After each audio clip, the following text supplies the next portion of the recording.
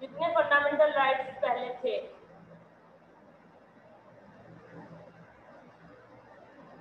5 या 6 या 7?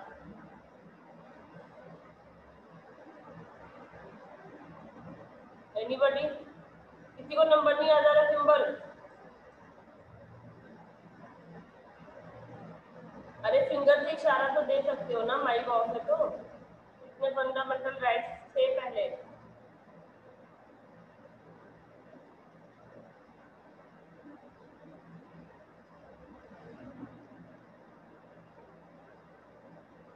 चलिए पहले बताती हूँ।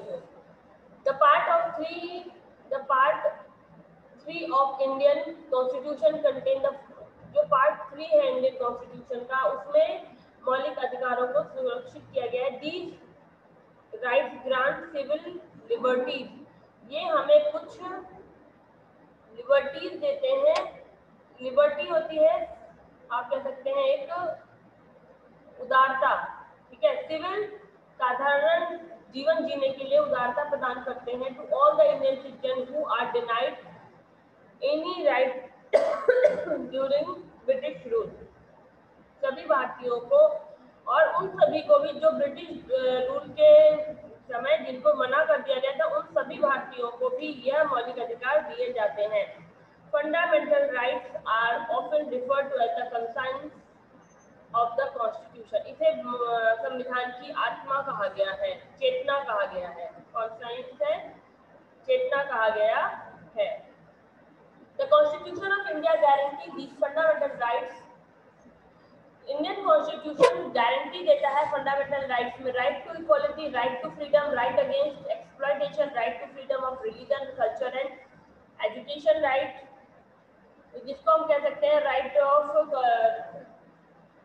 टू फ्रीडम ऑफ रिलीजन है, उसी तरह right to cultural and educational rights activities है, ठीक है। राइट टू कॉन्स्टिट्यूशनल रेमेडी है, राइट टू एजुकेशन है, और इसके अलावा राइट टू लाइफ है, और एक राइट टू लाइफ तो यहाँ नहीं शो किया हुआ है, इसमें राइट टू फ्रीडम में आ गया, समझ लीजिए एक्सप्लॉयटेशन में आ जाता है वो। एक पहले था राइट टू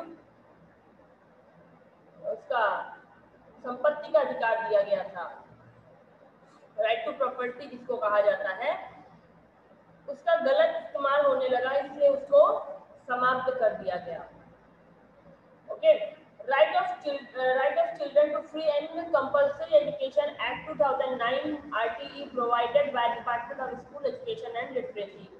आरटीई 2009 के द्वारा जो शिक्षा मंत्रालय है, उसने सभी बच्चों को फ्री शिक्षा का अधिकार दिया।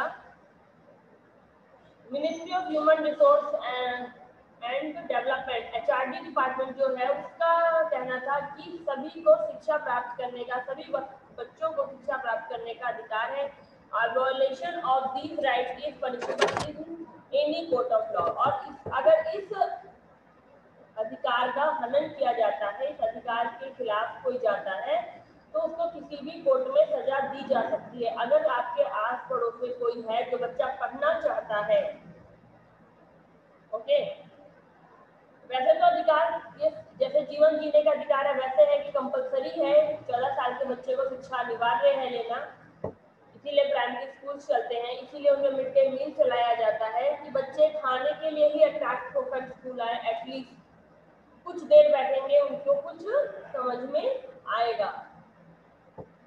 बट अगर उसको पढ़ने नहीं दिया जाता है, 14 साल की उम्र में उनसे काम कराया जाता है, तो वो पनिशेबल होगा। अगर उसके खिलाफ आवाज उठाई जाती है, आप उसके खिलाफ कंप्लेन करते हैं, तो ऐसा करने वाला व्यक्ति संविधान की धाराओं के तहत सजा पा सकता है। फिर आता है secularism, the mean that there is no state religion. Secularism धर्मनिरपेक्षता को कहते हैं, यानी किसी प्रदेश विशेष का कोई भी धर्म नहीं है भारत में। Every individual is free to believe in the practice in and practice any religion he she belongs to. कोई भी व्यक्ति किसी भी धर्म से बिलोंग करता है, उसे उसके धार्मिक कर्म कांडों की स्वतंत्रता है, वो किसी भी पर मतलब अपने विश्वासों का पालन करने के लिए, उनके सबसे संबंधित पूजा पाठ करने के लिए पूरी तरह से वह व्यक्ति या वह जो लेडी होगी वो उस धर्म से बिलोंग करती है वो कर सकती है। The constitution of India assure that the Indian citizens that the state will not discriminate. भारतीय संविधान जो है, भारत का जो संविधान है वो इस बात को सुनिश्चित करता है कि भारतीयों को that the state will not discriminate against any individual or a group on the basis of their religion। कोई भी प्रदेश इस जो ये जो सेक्युलरिज्म है इसके खिलाफ ना जाए, किसी व्यक्तिगत को या किसी ग्रुप के धर्म के। जो जैसे मुस्लिम में है, शिया है, सुन्नी होते हैं, सिख में भी कई सारे डिवाइड होते हैं, हिंदुओं में भी डिवाइडेशन होता है। तो उनके किसी विशेष व्यक्ति को या ग्रुप ऑफ बेसिक रिलीजन से रिलेटेड जो ग्रुप हो उसको किसी भी तरह उसके साथ डिस्क्रिमिनेशन, भेदभाव कोई भी प्रदेश नहीं कर सकता है। Directive principle of state policy, इसके बाद directive principle of state policy में इंक्लूड हुआ है the Indian constitution to provide social and economic justice. संविधान में सोशल और इकोनॉमिक, सामाजिक और आर्थिक न्याय दिया है प्रत्येक भारतीय को। ये प्रिंसिपल जो है, ये जो सिद्धांत है, इसका उद्देश्य है कि हर स्टेट में कल्याण को स्थापित करना, in welfare state in India, establishing a welfare state, हर स्टेट को कल्याणकारी बनाना in India where there is not concentration of wealth and hand of a few people. यानी जो पैसा है वो किसी एक व्यक्ति विशेष तक सीमित ना रहे। ऑब्वियसली बात है, आप इसको सिंपल वे में समझ सकते हैं। अगर व्यक्ति विशेष कोई है किसी प्रदेश में, उसके पास सिर्फ पैसा है, बाकी जनता पर वो शासन करता है, तो फिर से वही ब्रिटिश रूल जैसी स्थिति उत्पन्न होगी। इसलिए किसी भी व्यक्ति के पास, सिर्फ एक व्यक्ति के पास पैसा ना रहे, वो पैसा वेल्थ को लेकर कि कुछ लोगों के पास ही सिर्फ पैसा है, बाकी सब गरीब बने हुए हैं। तो there will not be concentration on wealth, यानी कि सिर्फ धन का कुछ लोगों के पास ही जमाव ना रहे। This principle are not enforceable by law, और यह जो सिद्धांत है इसको लॉ के द्वारा, कानून के द्वारा इनफोर्सेबल नहीं है। ये this principles are not enforceable by law, ये कानून उसके द्वारा, कानून के द्वारा इनफोर्सेबल नहीं है।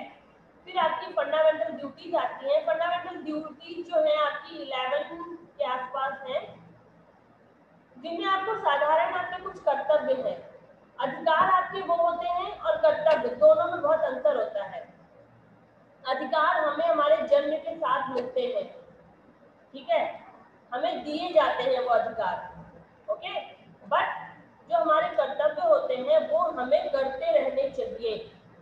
अधिकारों का पालन करना संविधान में जरूरी है, जबकि कर्तव्यों का पालन के लिए आपको सिखाया जाता है। करना ना करना वो आपके ऊपर डिपेंड होता है। कैमरा बंद कर लेने से ऐसा लग रहा है जैसे, ठीक है।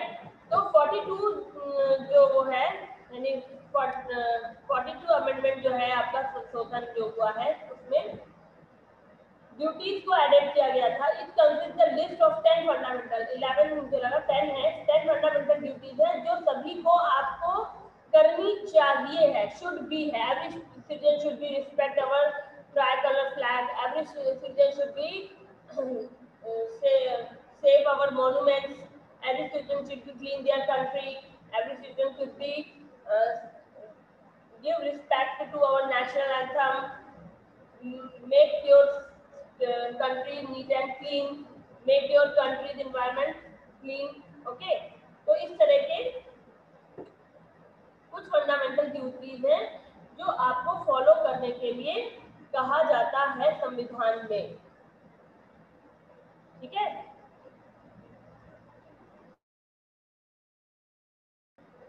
यस, तो प्रत्येक भारतीय को इन ड्यूटीज जो है इनको, every citizen of India is expected to perform these duties, और आशा की जाती है कि प्रत्येक भारतीय इन जो ड्यूटीज को फॉलो करेगा। आप ड्यूटी और आपके जो राइट्स हैं उनमें डिफरेंस समझ चुके होंगे। ड्यूटीज आपको करनी पड़ती हैं। जैसे प्रत्येक भारतीय को राष्ट्रगान का सम्मान करना होगा, तिरंगे का सम्मान करना चाहिए, अपने राष्ट्रीय धार्मिक धरोहरों को की सुरक्षा करनी चाहिए, देश की साफ सफाई पर ध्यान देना होगा, स्वच्छता को बना के रखना होगा, अखंडता को बना के रखना होगा। ठीक है, इसके अलावा और है देश के जो प्राकृतिक पर्यावरण है उसकी हमें रक्षा करनी होगी। इस तरह करके कुछ जनरल बातें होती हैं, 10 बातें जो आपको फॉलो करने के लिए कही जाती हैं, और ये हम सब जानते हैं कि हम कितनी बातें फॉलो करते हैं। ठीक है, बट राइट्स आपके सबके पास है।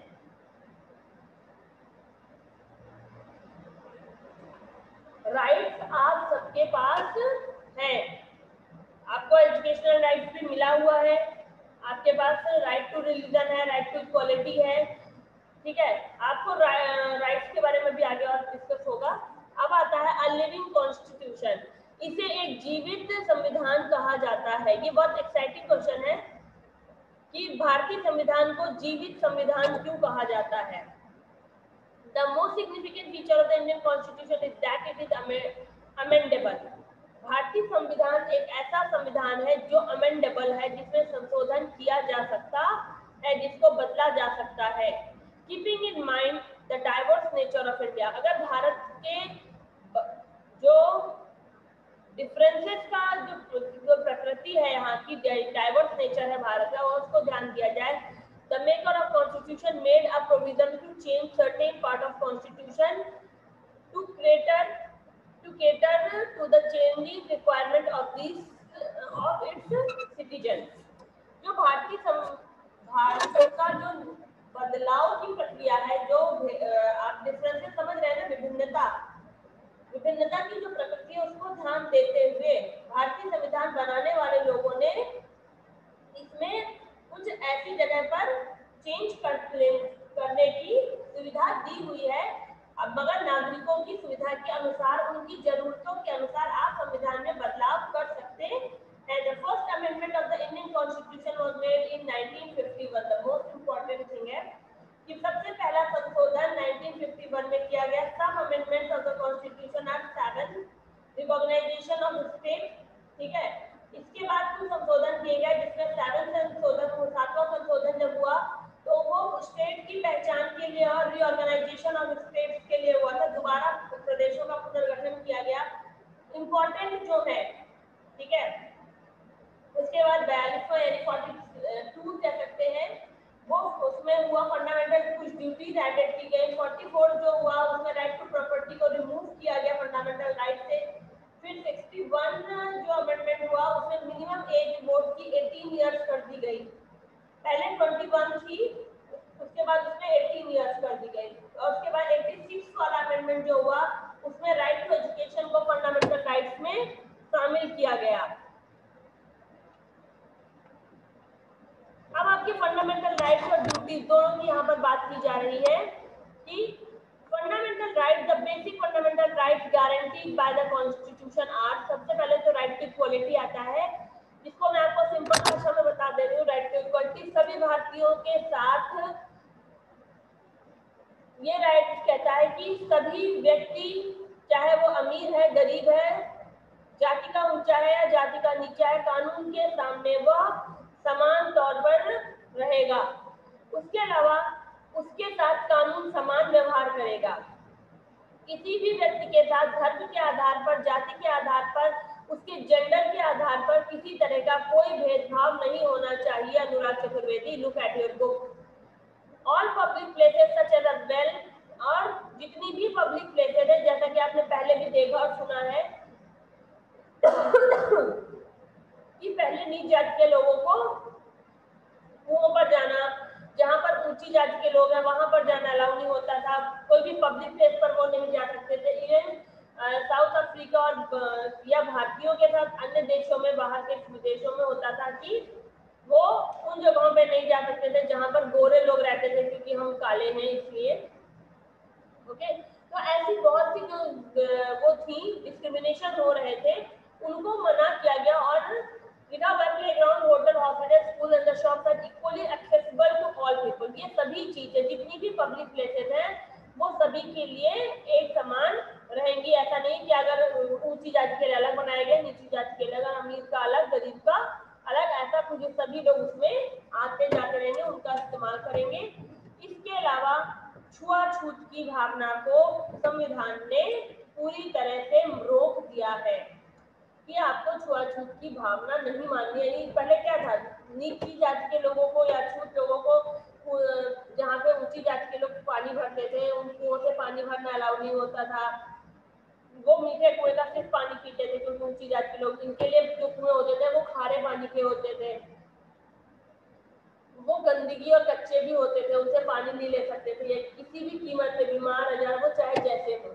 ठीक है, इसके अलावा जिस सड़क से वो गुजरते थे ऊंची जाति के लोग, उस सड़क पर उतनी देर उतने ये निकल नहीं सकते थे, इनके ऊपर उनकी परछाई नहीं पड़ सकती थी। ठीक है, उसके बाद जो साउथ अफ्रीका में हुआ था, वहां पर था कि जहां पर गोरे हैं वहां पर काले लोग नहीं जाएंगे, साउथ अफ्रीका के लोग नहीं जा सकते हैं। और भारतीयों के साथ भी ये शुरू किया गया था कि भारतीय जहाँ पर अंग्रेज बैठे होंगे वहां पर नहीं जाएंगे, वो चाहे होटल है, हॉस्पिटल है, सब कुछ इस, हाँ, ऐसी प्रोसेस उस वक्त थी। तो इसको पूरी तरह से छुआछूत की जो भावना है उसको पूरी तरह से संविधान ने रोक दिया है। अगला राइट टू फ्रीडम है, आपको बोलने, अपनी बात कहने की पूरी तरह से स्वतंत्रता है। असेंबली करने की शांतिपूर्वक बिना किसी हथियार के आप सभा कर सकते हैं। आप किसी भी एसोसिएशन को बना सकते हैं, किसी भी यूनियन को आपको बनाने का अधिकार है। आप कहीं भी पूरी कंट्री में, इंडियन टेरिटरी के अंदर कहीं भी पूरी तरह के स्वतंत्रता के साथ घूम सकते हैं। रोड के किनारे right to reside and settle in, हाँ, आप भारत के किसी भी प्रदेश में या केंद्र शासित प्रदेश में फ्रीली रह सकते हैं। इसके अलावा किसी भी व्यवसाय को आप कर सकते हैं, कोई भी एजुकेशन कर सकते हैं, व्यापार कर सकते हैं, किसी भी तरह की बिजनेस कर सकते हैं। फिर आता है right to exploitation. Right to exploitation है शोषण के विरुद्ध अधिकार। अगर आपके साथ किसी भी तरह का शोषण होता है, ह्यूमन ट्रैफिकिंग होती है, यानी कि जो ह्यूमन ट्रैफिकिंग का हिंदी में कहते हैं मानव देह व्यापार कहा जाता है। जैसे कि आप नॉर्मल सुनते हैं, बच्चों को है या गर्ल्स को है इधर से उधर ट्रांसफर कर दिया जाता है, ऑर्गन्स के लिए भी सप्लाई होते हैं ह्यूमन बॉडी। ठीक है, तो वो जो ह्यूमन ट्रैफिकिंग है उसके खिलाफ वो पूरी तरह से मना है।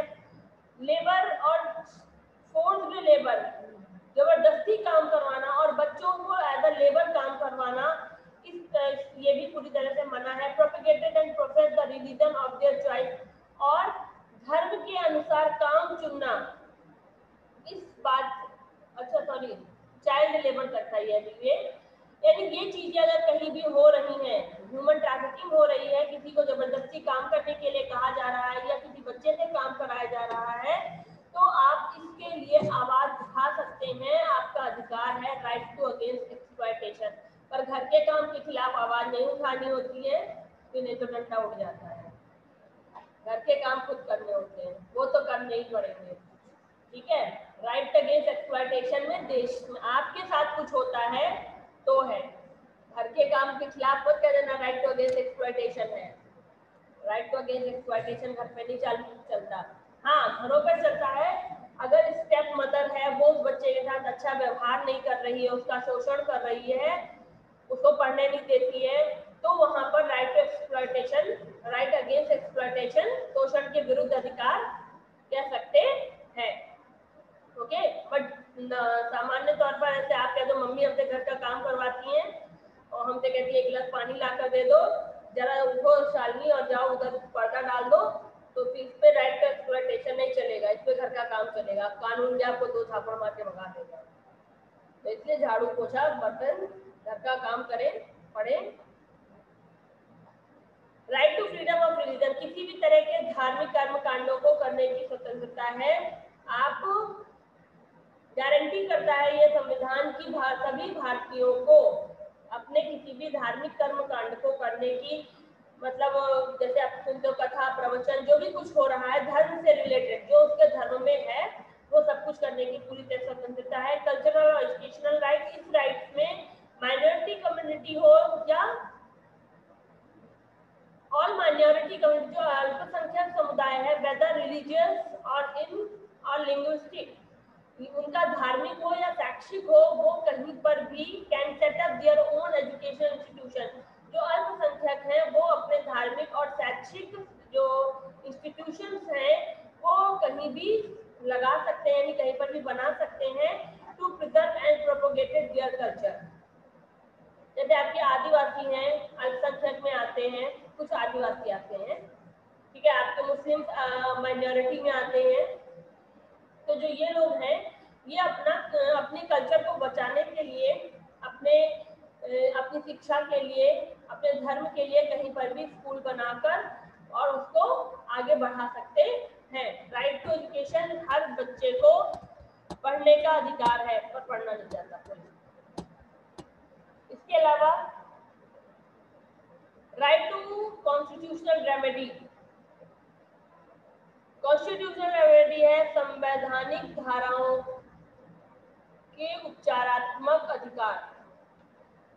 इस राइट में ये कहा गया है कि प्रत्येक भारतीय को कोर्ट जाने का, कानून से मदद लेने का अधिकार है। अगर उसको लगता है कि फंडामेंटल राइट्स में उसके साथ कुछ शोषण हुआ है, कुछ उसको हानि उसको पहुंचाई गई या उस स्टेट को हानि हुई है किसी फंडामेंटल राइट्स में, आपके जो अपने फंडामेंटल राइट्स हैं, तो वो कॉन्स्टिट्यूशनल रेमेडी उपचार होता है, ठीक है, इलाज को कहते हैं।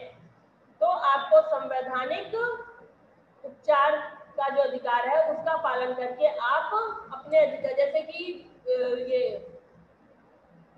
राइट टू इक्वालिटी है, ठीक है, तो उसमें प्रत्येक, यहाँ तक कि ये भी है कि जैसे पहले अंतर होता था, बेटा बेटी का अंतर बहुत होता था, वो अभी भी कहीं ना कहीं रहता है समाज में, देश में अगर आप देखें तो यहाँ पर अगर उस फंडामेंटल राइट्स का पालन नहीं हो रहा है, अब जरूरी नहीं है कि हर घर में बेटा और बेटी दोनों, कहीं पर बेटियां ही बेटियां होती हैं और ऐसा कुछ परिस्थितियां होती हैं, तो लोग उस जगह उसको लग रहा है कि नहीं, मेरा राइट टू इक्वालिटी जो है, समानता का अधिकार है, वो मेरे साथ नहीं फॉलो हो पा रहा है, तो वो फंडामेंटल राइट्स जो है कॉन्स्टिट्यूशनल रेमेडी ले सकती है। राइट टू एजुकेशन की केस स्टडी की जा रही है। द कॉन्स्टिट्यूशन 86 अमेंडमेंट, जो आपका 86 अमेंडमेंट हुआ था, 86 जो संशोधन हुआ था, उसमें 2002 में इस आर्टिकल नंबर 21A में इसको इंसर्ट किया गया और कहा गया भारतीय संविधान में कि फ्री और कंपलसरी एजुकेशन सभी बच्चों को जो 6 से 14 साल के हैं उनको शिक्षा दी जाए, in such a manner as the state में बाय लॉ डिटरमाइन। और प्रदेश के भी जो कानून है वो इस बात का ध्यान रखें कि प्रत्येक 6 से 14 साल के बच्चे को शिक्षा प्राप्त हो। The right of children to free and compulsory education RT Act 2019 which represents the consequential, और जो ये राइट टू ये है अनिवार्य शिक्षा का जो संविधान कानून है 2009 का, वो इस बात को दिखाता है आपको, अब दिखाता तो है,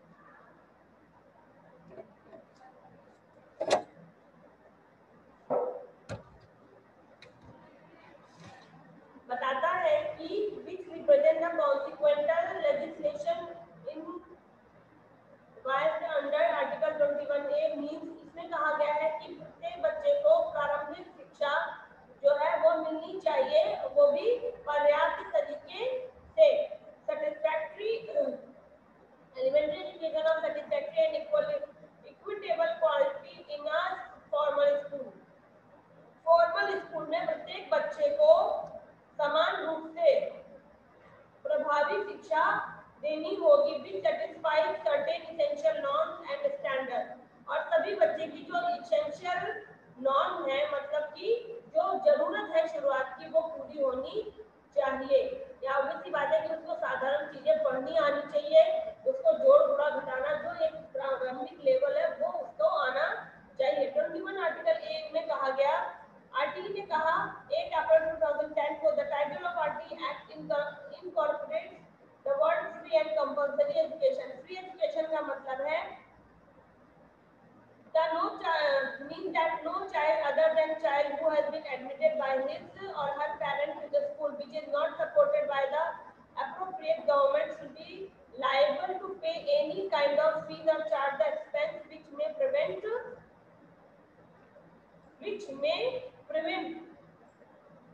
him or कुल मिलाकर फ्री एजुकेशन है कि ऐसा ना हो कि कोई बच्चा पैसे देकर एजुकेशन लेने आ रहा, दूसरा बच्चा जिसके माँ बाप विद्यालय का खर्चा नहीं वहन कर सकते हैं और वो अपने बच्चे को ना पढ़ाएं, तो इससे उन जो सरकारी स्कूल है, जो गवर्नमेंट स्कूल है, वहाँ पर सभी बच्चों को एक समान यानी फ्री एजुकेशन है, तो सभी बच्चे वहाँ पर एक ही जैसा एजुकेशन प्राप्त करेंगे। तो उसके बाद आता है कंपल्सरी एजुकेशन, जो मैंने पहले भी बताया कि 6 से 14 साल के सभी बच्चों को अनिवार्य रूप से शिक्षा लेनी होगी और इसके लिए केंद्र सरकार और राज्य सरकारें साथ में मिलकर काम करेंगी।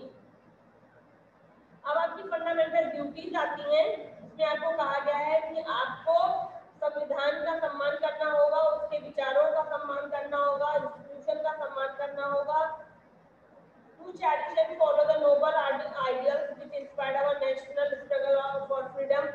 आपको जो आपके नोबल आइडियल्स हैं उनका और जो आपका स्ट्रगल हुआ था स्वतंत्रता सम्मान का, स्वतंत्रता आंदोलन हुआ था, संघर्ष हुआ था, भारत की अखंडता, एकता और संप्रभुता को बनाए रखेंगे। Bharat to defend the country, आप देश की रक्षा करेंगे एंड रेंडर नेशनल सर्विसेज, और जो भारतीय सेवाएं हैं when called upon to do, तो अगर आपको किसी सेवा के लिए बुलाया जाता है तो आप उसके लिए आगे आएंगे।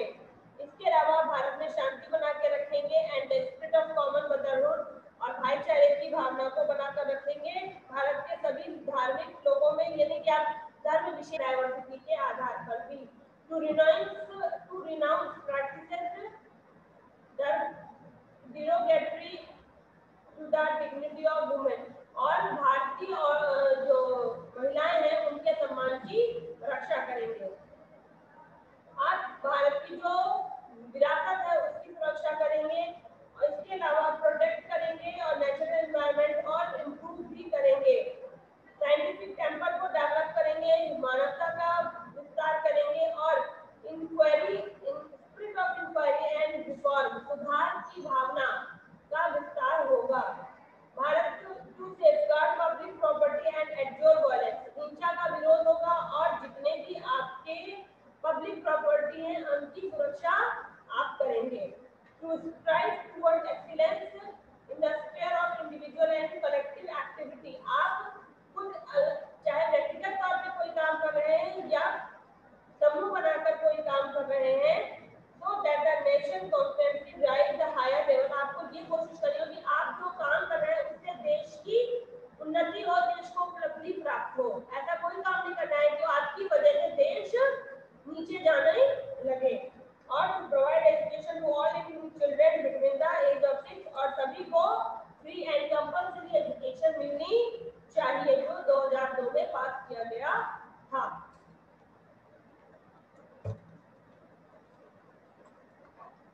इसके बाद आपका कंसीडर कहा गया है, कंसीडर है आपका नेक्स्ट पेज पर, जिसमें आपसे बताया जा रहा है कि आर्टिकल 21A और आर्टिकल 45 दोनों एक दूसरे से रिलेटेड हैं। एजुकेशन बच्चों की शिक्षा के लिए एक दूसरे से रिलेटेड है।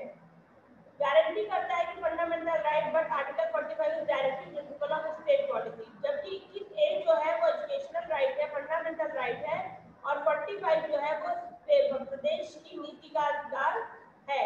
आर्टिकल 21 में क्या कहा गया है कि जो स्टेट है that provide that the state shall provide free and compulsory education to children, ये सबको पता है कि प्रदेश प्रदान करेगा। दूसरी तरफ 45 ये भी कहता है जो स्टेट है वो सभी को state shall endeavour to provide early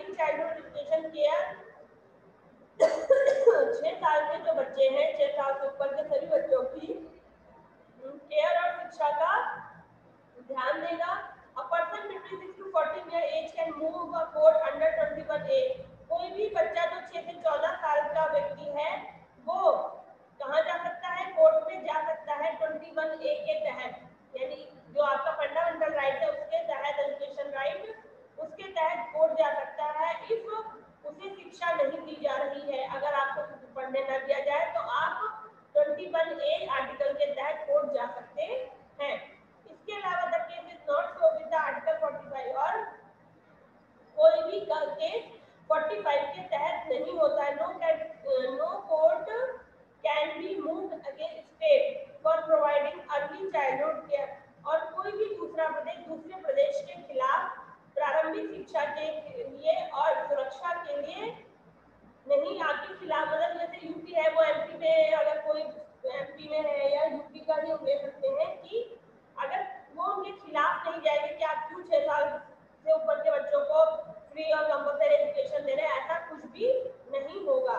okay, अब प्रेमेबल है, इसमें वर्ड कनेक्ट कहा जा रहा है। Preamble of constitution of Indian United State of America ने कहा था प्रेमेबल के लिए, जो वहाँ अमेरिका का प्रेमेबल है, we the people of United State, हम यूनाइटेड स्टेट के लोग, in order to form a more perfect union, हम इसे और परफेक्ट यूनियन बनाएंगे, जस्टिस को स्टैब्लिश करेंगे और इस बात की सुरक्षा, इस बात की गारंटी देते हैं, इंश्योर करते हैं कि डोमेस्टिक ट्रैंक्विलिटी बनाकर रखेंगे, यानी शांति बनाकर रखेंगे, घरेलू शांति, provide for the common defence, सभी को कॉमन सुरक्षा दी जाएगी, प्रमोट जनरल वेलफेयर, सभी का समान कल्याण किया जाएगा, और लिबर्टी की जो भावना है उसको ध्यान रखते हुए हम posterity को to ordain and establish the constitution for the United States of America,